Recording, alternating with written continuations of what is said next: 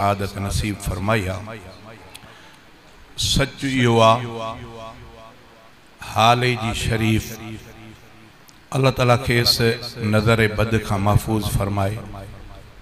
दीन जो मरकज़ आ देवबंदी जमात जी इं खणी समझो त साह वारी रगा हे उहो ॻोठ ऐं शहर आ जितां परे परे खां उञारा अची पंहिंजी उञ खे उझाइण जी कोशिश कंदा आहिनि।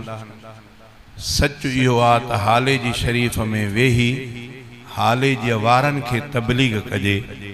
कम अज़ कम मुंहिंजो नज़रियो त इहो आहे त ईअं न हुजणु खपे। हाले जी मां सबक पिराइजे, हाले जी मां कुझु खणी वञिजे। अल्लाह खां दुआ थो कयां त अल्लाह ताला हिन दरगाह खे ता क़यामत क़ाइम ऐं दाइम रहाईंदो। अल्लाह ताला इन फैज़ खे ता क़यामत क़ाइम ऐं जारी रखंदो।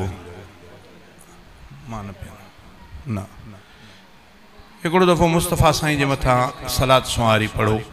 अल्लाहुम्मा सल्लि अला मुहम्मद वाला आले मुहम्मद कमा सल्लैता अला इब्राहीम वाला आले इब्राहीम इन्नका हमीदुम मजीद।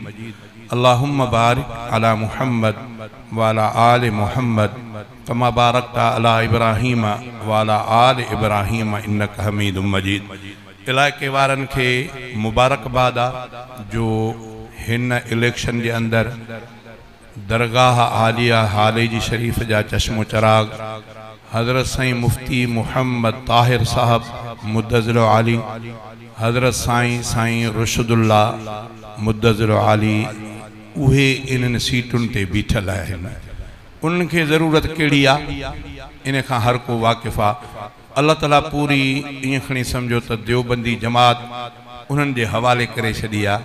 उहे त उहे ई साईं आहिनि, उहे त उहे ई मुर्शिद आहिनि।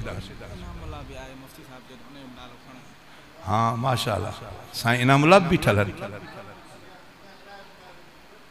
इनायतुल्लाह इनामुल्लाह माशाअल्लाह।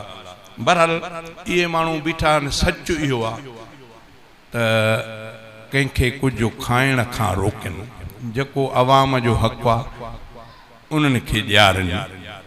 मां त ईअं चवंदो आहियां त जेको छो त मां बि स्टेज वारो माण्हू आहियां, घुमंदड़ फिरंदड़ आहियां। मां इन हाले जी शरीफ़ जे इज़त एहतराम खां वाक़िफ़ आहियां त जंहिं जाइ ते वेंदा आहियूं त हज़रत साईं मुफ्ती मोहम्मद ताहिर साहब हूंदा आहिनि, हज़रत साईं अब्दुल क़यूम साहब हूंदा आहिनि स्टेजनि ते, त अवाम इन्हनि जे ॾिसण जे लाइ कीअं परेशान हूंदो आहे। अॼु उहे अव्हां जे इलाइक़े जा मेंबर आहिनि। ॾिसणो इहो आहे त तव्हां हाले जी वारा उन्हनि पंहिंजनि जो क़दुरु केतिरो था कयो। वधीक इन ते रोशनी साईं पाण बि विझंदा। अल्लाह खां दुआ थो कयां त अल्लाह ताला छल असांखे मरण खां अॻु सम्झ अता फरमाए।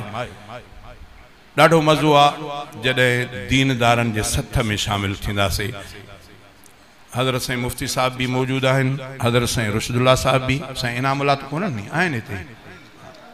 हाँ अल्लाह खां दुआ थो कयां त अल्लाह ताला मां त साईं जन खे अर्ज़ु कयुमि त अॼोके दौर में हिननि मामलनि में आलमनि जो बीहण इहा ई कामयाबी जी निशानी आहे। अल्लाह खां दुआ थो कयां त अल्लाह ताला अॻिते बि कामयाबी आणींदो। शुरूआत कयां थो मां अल्लाह जे बाजारे नाले सां। थोरो तवजो, गर्मी बि इंतिहा जी आहे ऐं मां सम्झां थो इंतज़ार बि घणो कयो वियो आहे। शुरूआत कयां थो मालिक जे नाले सां। तकड़ तकड़ में हज़रत साईं मुफ्ती साहिबनि खे वार ॾींदो।